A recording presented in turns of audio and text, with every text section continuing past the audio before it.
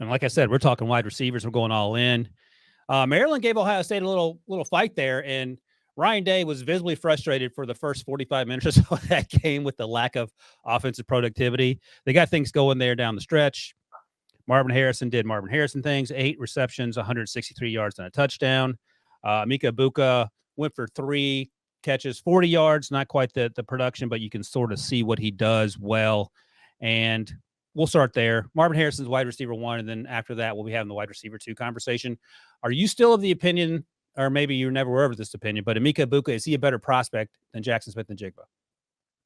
I would say because he's faster. Yes. You like him a little more. Okay.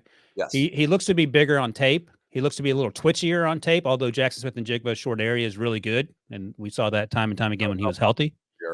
What's that? I don't know about twitchier, but this kid is well built. I got an opportunity to sit down with him. So he's very well built kid, very, very high character, everything you want off the field. He checks all the boxes. So he plays both outside and in the slot. He had 20 kick returns in 21 as a freshman, had 11 last year, punt returns, excuse me. And he is also a punt return dude this year. How much does that weigh into the evaluation? Is he going to be doing that in the NFL? Yeah. Well, okay. I think he's more of a safe punt returner than a game-breaking punt returner. Okay. Put him back there. But, you know, he made his hay in that Notre Dame game. Didn't have as many opportunities this last game against Maryland. It was the Marvin Harrison show. But he is, and then they have a third receiver there that's more of a down the line guy, but showing up is Fleming. I believe he's number 4 that also showing up on the field on the film as well. Yeah, I mean, let me see. I'm going to say this and tell me what you think. I like his game, but I've yet to be blown away. And not necessarily in the same way that Marvin Harrison blows you away, because Marvin Harrison blows you away. But we've seen guys like Malik Nabers blow us away. To say that when you're watching him and Marvin Harrison maybe one of the top receiver prospects or top offensive player prospects that's come out in a long time, that they're on the same field together. So maybe he gets overshadowed some than if he were at a different place. But when you watch him and you watch his ability to catch, his ability to accelerate, he makes big plays now when he's on the line as well. So don't get enamored with Marvin Harrison all the time. Make sure you give it a true and fair evaluation to Ibuka. Yeah, it's easy to say don't get enamored with Marvin Harrison. I mean, you have to basically gouge your eyes out, because if you see him, you're going to. Well, if you watch the first couple of games, you weren't enamored with him. Yeah, but you talked about that, about how he was frustrated in the quarterback play. And that's the other thing, watching, and that's something important to remember. When you watch the quarterback, McCord, what's his, I can never remember his name, McCord? Yeah. And he's young, and that Notre Dame game was a turning point for him, I felt like. But he oh my gosh, especially compared to C.J. Stroud, which probably is unfair to him, he doesn't throw on time. C.J. was consistently on time, and that's a problem when you're running routes and you expect the ball to be there, say, in the first window, and it's not there. He's getting better. Yeah, no, I agree, but I'm saying he's not what they had last year. No. And I wouldn't have said C.J. Stroud's first game against Minnesota. You keep bringing that up. Versus with Justin Fields. You just got to give, what do you say? Got to give your brother a chance to warm up. Don't erase those notes. Keep those notes. That's what he told you. We got to start playing that clip every time he brings up that game, Debo. Okay, so we feel good about Amika. We feel great about Marvin. Ibuka is still a first rounder for you? Yes. Okay, we'll come back after we go through this list, and we'll see how you rank these guys in terms of wide receiver 2, where that running looks like. All right, let's go to LSU, where Malik Nabers continues to dominate. 6 catches, 146. I mean, it feels like he's doing this every week. And sort of when I said Ibuka doesn't flash as often, a lot of the time that's because Marvin's the target. But Nabers is flashing often, and he's flashing impressively. Yeah, no, he's closing that gap pretty quick. And I have to give credit to the quarterback at LSU, Daniels, because he is in lights out as well. And all of a sudden, he's starting to creep up into people's minds when you throw him in that mix of quarterbacks that we have to eventually sort out at the end here. Man. But Nabers is been electric, especially through these last 3 or 4 games. Seems like he's always making plays, and he seems like the go-to guy for Daniels. They got a great chemistry and rapport together. So Nabers, I think, is starting to close the gap on Egbuka. Also, if you're saying that, I would assume that you think he's going to go among the top 32 because he's playing like it. He'll be a first rounder for sure. All right, let's talk about Xavier Worthy then, who is undersized when compared to Egbuka and Nabers, but he doesn't look slight of frame to me on tape. Maybe you feel differently, but again, he continues to make play after play. I know you were worried about the focus drops earlier in the season, and maybe you've come around on that. We'll see. 8 catches, 108 versus Oklahoma in the loss. Quinn Ewers started slow and then got warmed up, had some bad interceptions early. Our guy Dylan Gabriel does not care. He's going to be the best player in college football when it's all said and done. But what were your takeaways from Xavier Worthy in that game? Yeah, no, he's continued to get better. I think he's gotten stronger this year. He has not dropped the ball like he did last year in some of the tapes I've seen.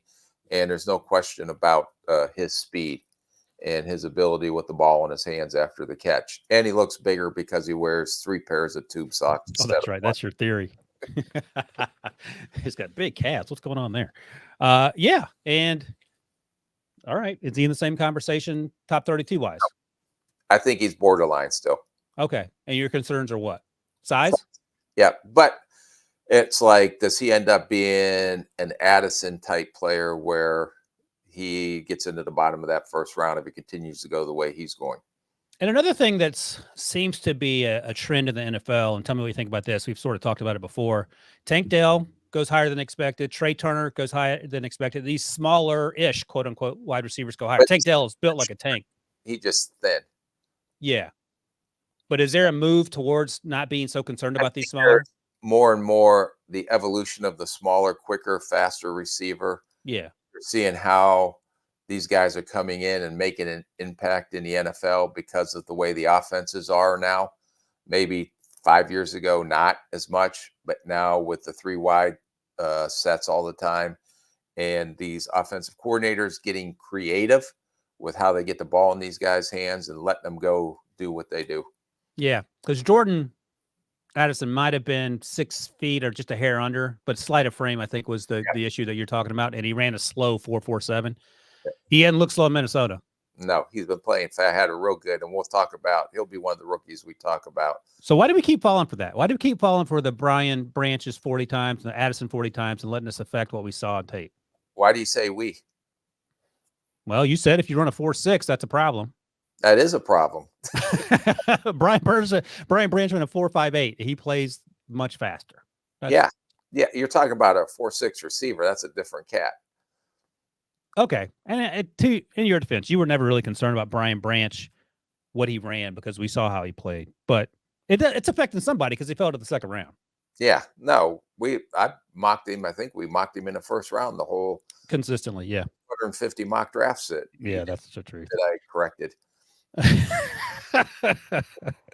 Hey, Debo, I was actually thinking about this. I feel like Rick's gotten a little softer in his old age on the podcast. He's not quite as combative as early on. What do you think about that? I think as we get closer to the draft, that will change.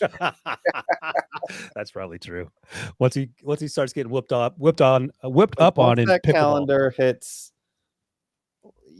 double digits. I think it's a totally then this game on. Yeah, this game on. Days of the luxury of me being somewhat semi-nice, which is hard for me to accept. But as that thing gets below 100, then it'll be like face paint, ankle tape. Let's go. You'll be like Putty on Seinfeld getting ready for the hockey game.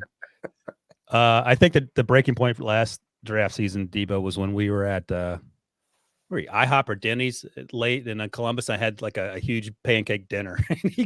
That's all he could take. He couldn't take anymore. I was starving.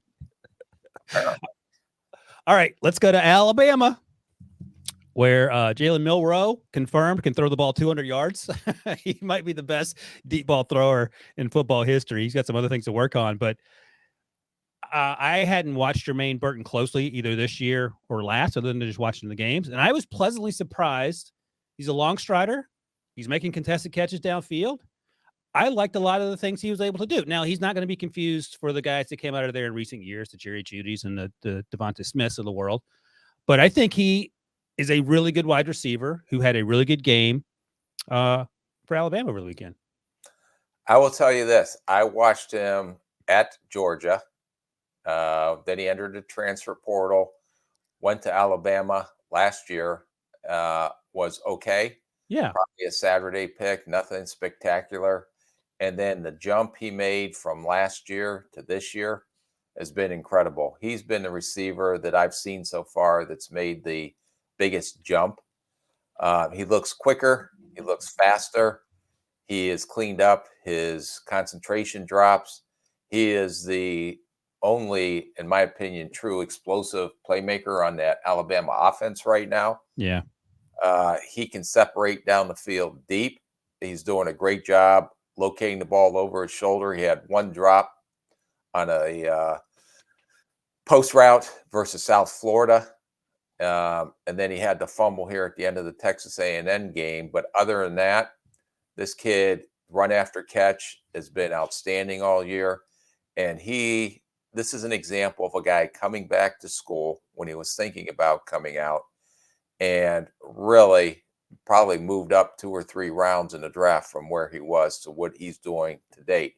And he's doing it with the inconsistent play of the quarterback position this year at Alabama. They went to 2 different starters, and then all of a sudden, now they're kind of settled in on who their quarterback's going to be. And he has done an outstanding job, I thought, this year, battling through that. You don't have Bryce Young. You don't have Tua.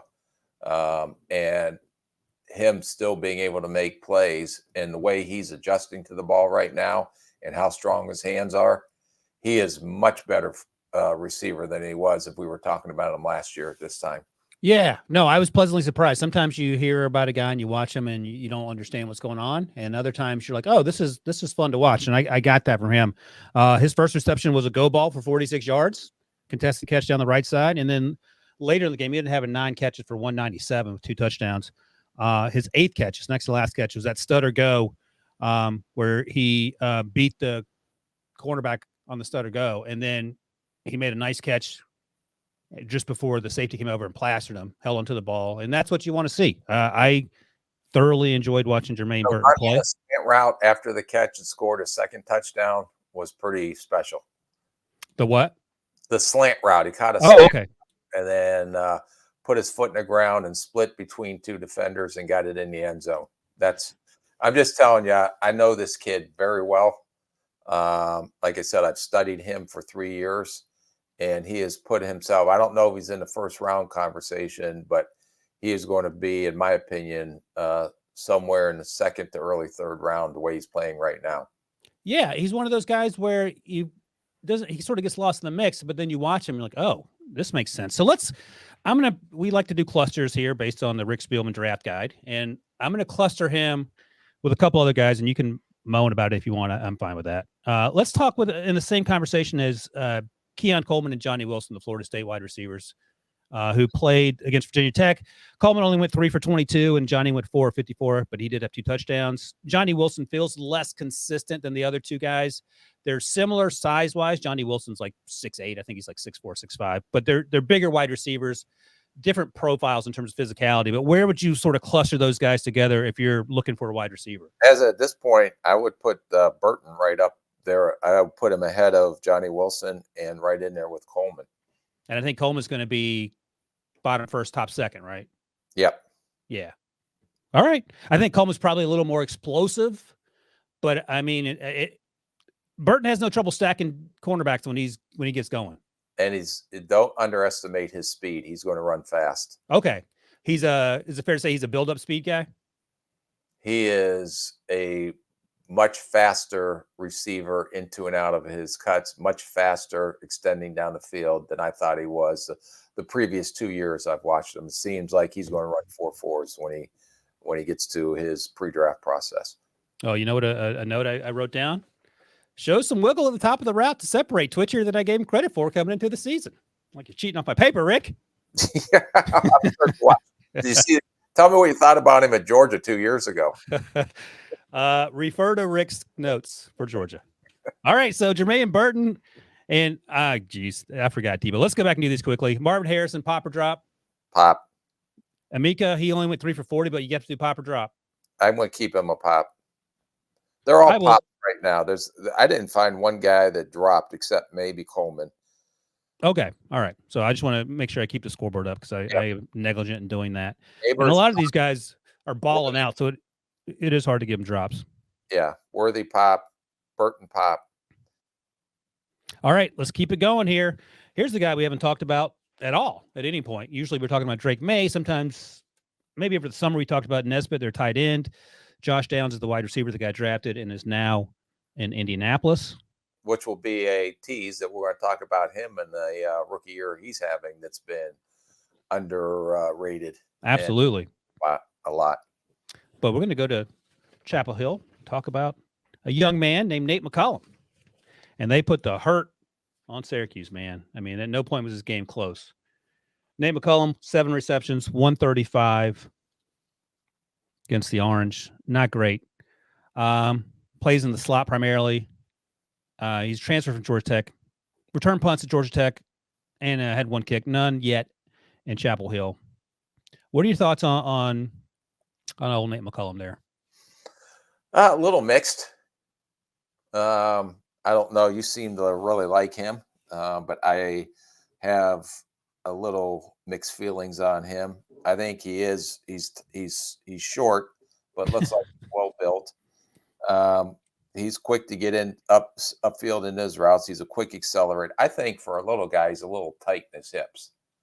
And why do you just watch him getting in and out of breaks is what gets your attention there? Yeah, and then even some of the moves that once he gets full stride in the open field, I just see some tightness in his hips, especially on any routes that have to go back to the quarterback, whether that's a throw route, whether that's an out route. He just rounds out of those cuts, which bothers me a little bit. He is very good hands.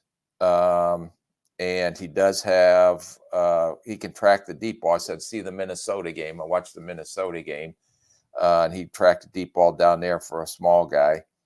I just didn't think for a smaller guy he was as electric as some of the Tank Dells that we talked about. Oh, yeah. No, that's right. I didn't see that type of electric after the catch. Usually went down on the first contact, and then smaller guys, I'd love to see if they can put their foot in the ground, avoid the elusiveness in space. And I think that's where I thought he was a little more straight line, hence the stiffness that I thought. Most of his production is underneath on option routes. He caught a seam route and a 7 route for 34 yards in this last game against Syracuse. Another explosive play on the screen. 1 drop in a contested situation on a deep crossing route. I think he's a good player. I think that he is a little tight for me for a smaller receiver. Yeah, and he had the touchdown, or excuse me, the 47-yard catch that was just came up short on the little knot post there. He's not Josh Downs in terms of not as smooth. I had him as like a late 4th rounder, like day 3-ish guy right now. Yeah, good guess. What does that mean? You agree with that or not?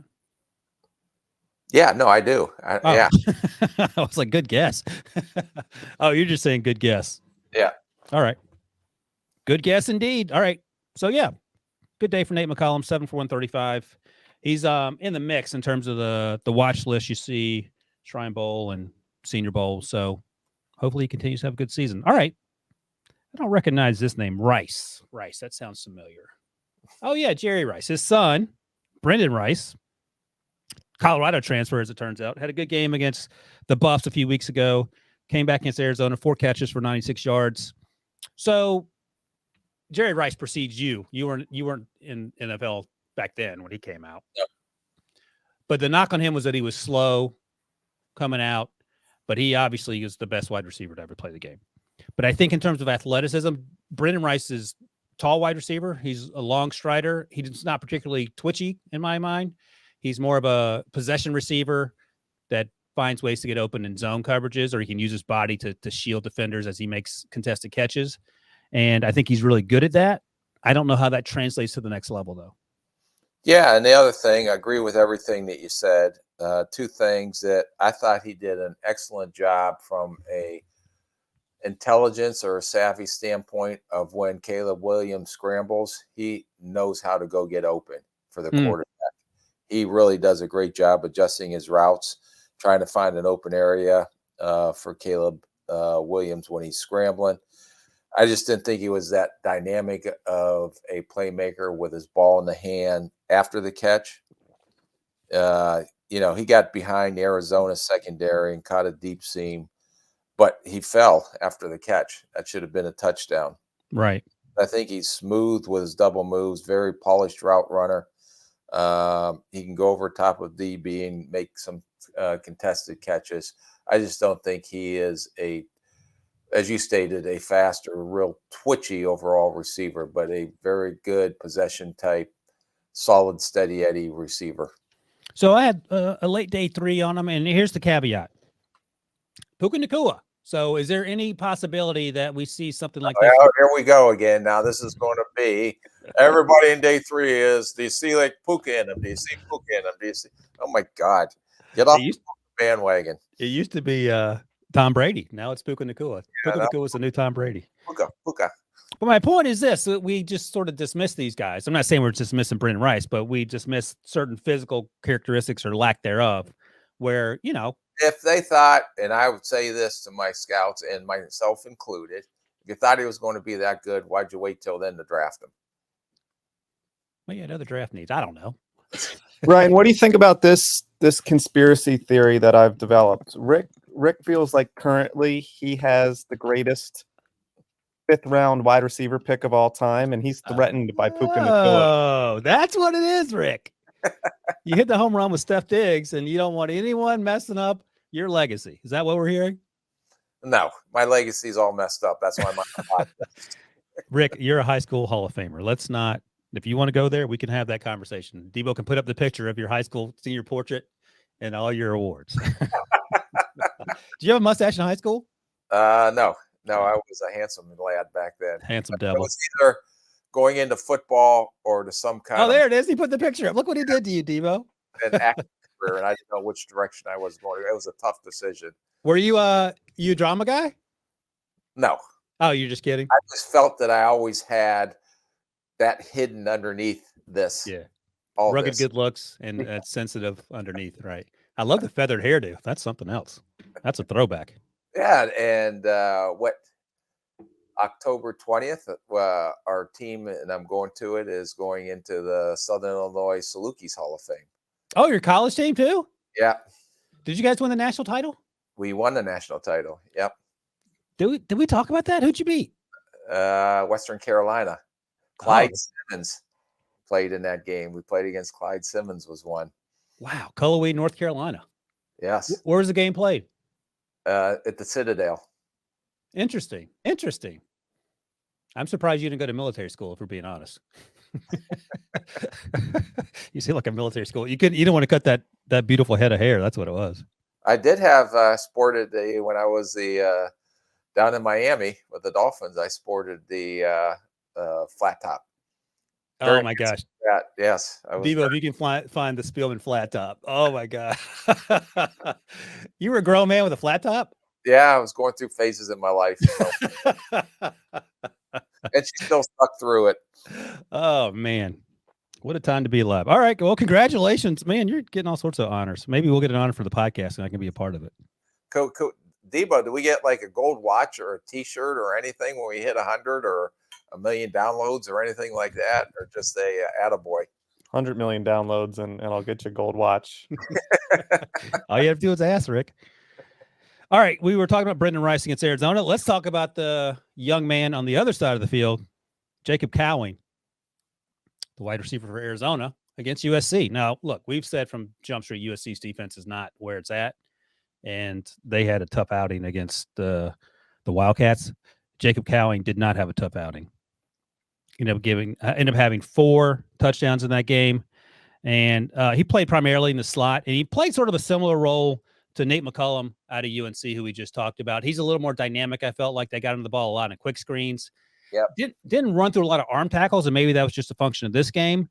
But they certainly focused on him a lot, got him the ball in space. I thought he showed a little wiggle at times when he was allowed to run downfield routes. He ran a lot of flat routes and out routes. But he was a pleasant little surprise there.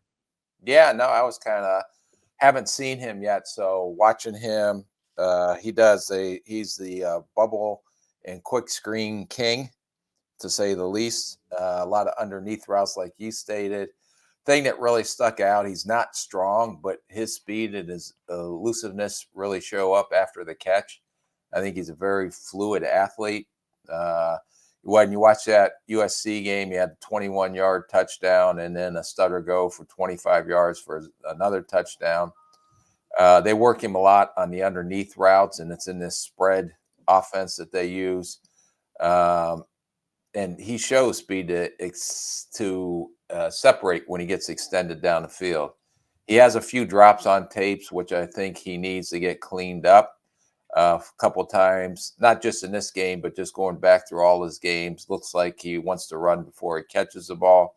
Use some, but very limited as a kickoff returner. But he was one of those slot receivers that kind of showed up as a Saturday guy for me. Yeah, and he made the Week 6 breakout players Shrine Bowl list, which Debo dutifully tweeted out on the With the First Pick podcast Twitter account. And you mentioned the stutter go he had for the touchdown. They were playing off. Here's the list of names if you're watching the Week 6 guys, and we'll be talking about all these guys at some point.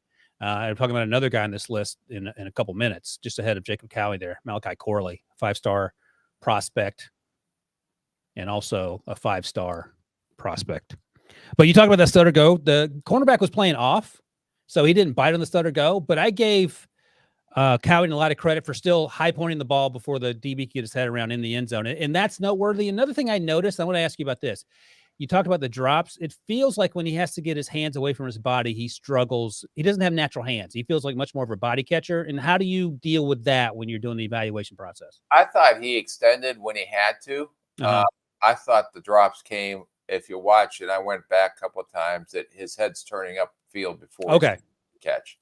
So that's not a red flag or whatever color flag for you? The drops are, but why is he dropping the ball? Gotcha.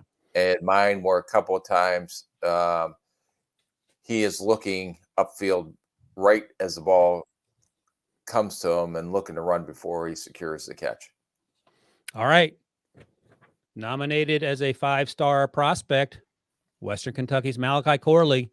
He's been on the to-do list since this summer. Like he's not a surprise. He's been doing this for quite a while, and it just he continues to dominate. And 8 catches, 207 yards, 3 touchdowns against Louisiana Tech, excuse me. And by the way, Louisiana Tech has a dude named Smoke Harris, who we'll probably talk about at some point, who's also in the bucket of undersized receivers who just make plays. But Malachi Corley, I wrote this comp down, and I wrote it in pencil because I know you would get fired up, and then I saw it a couple other places on the social media machine. What do you think the comp's going to be? I know my comp. What's your comp? Mingo, that came out of Ole Miss last year.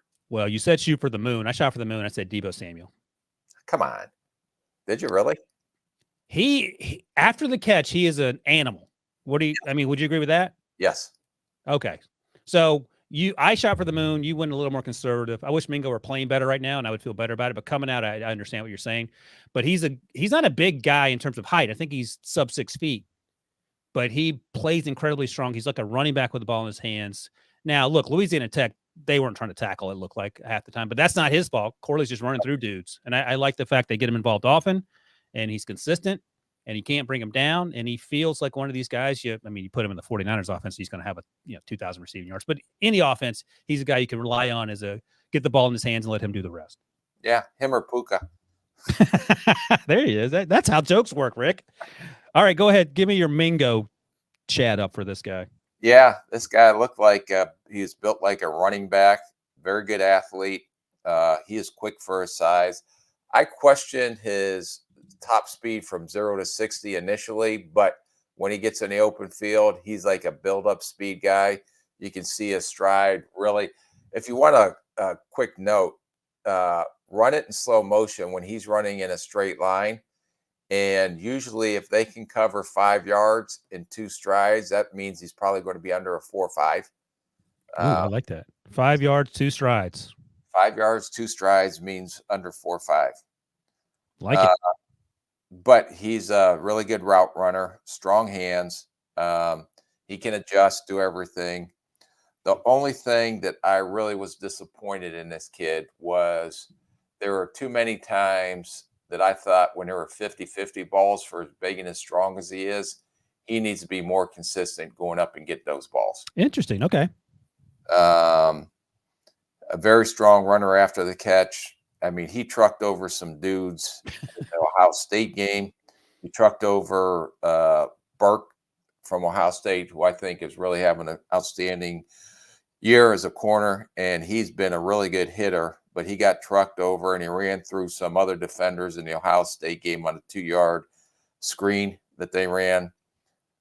Really good game versus Troy. Very productive versus La Tech. The 70-yard screen for a touchdown, he trucked over a DB there, a corner there. His speed showed up as the down is extended or later in the down. So that's where I started to see when he opened his stride as he cover in 5 yards and 2 steps. Got the 29-yard seam route for a touchdown and a 48-yard little shallow crossing route, which we refer to as a zero route. Broke a bunch of tackles there. This guy was a really good football player and a pleasant surprise when I watched him. Look at that. That's positive right there. All right. I think like top of the second right now. Too much for you? Mm-hmm. All right, let me stack these guys for me. Germaine Burton, Keon Coleman, Malachi Corley. We can throw Johnny Wilson in there if you want. Corley, excuse me. I'm going to put him behind those guys, except I'm not a huge Wilson fan. Okay, so you have him third on that list. Mm-hmm. All right, yeah, it's going to be close, but I liked him. I liked him. It sounds like you liked him a lot too. But day 2 all day, right? Yes. All right, great. All right, there's another 5-star review in the books.